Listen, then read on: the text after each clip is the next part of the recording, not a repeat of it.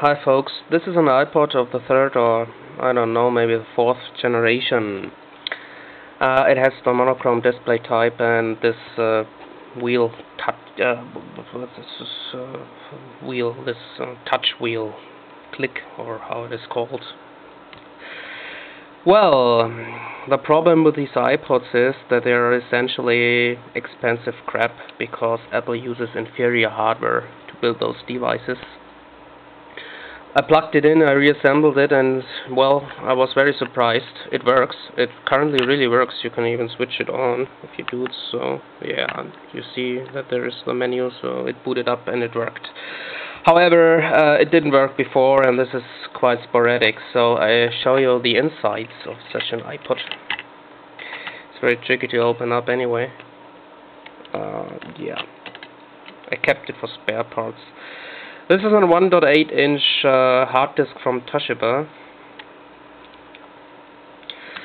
Well, the more interesting thing about this hard disk is I turn it around so you can read it.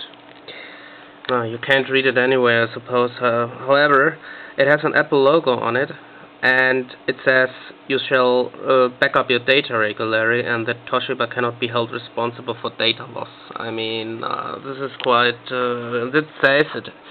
It pretty much rounds it up, because these hard disks are just crap. They die very soon after a few months of normal use. I didn't abuse this thing. I mean, it didn't even fell down to the ground or stuff like that. I mean, it just dies. It's a second player.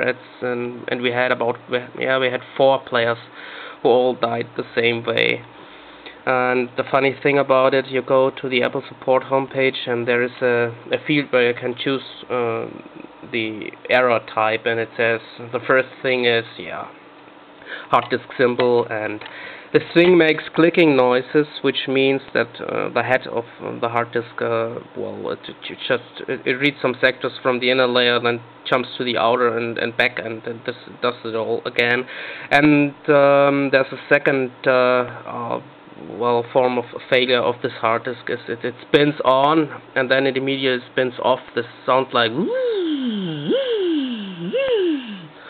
it doesn't do it right now because, well, miraculously it works. So this is the demonstration effect.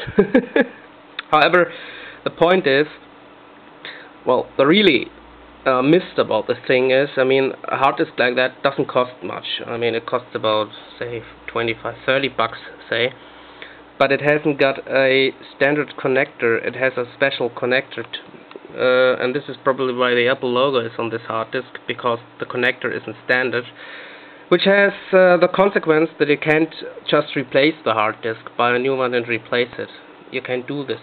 This means that you must let it replace by Apple and pay about, I suppose, as much as the player costs, or to pay 200 bucks instead of 30 bucks or so to let it replace, and then it jumps again after 6 months. That's what you get when you buy Apple. So that's the reason why I don't buy Apple anymore.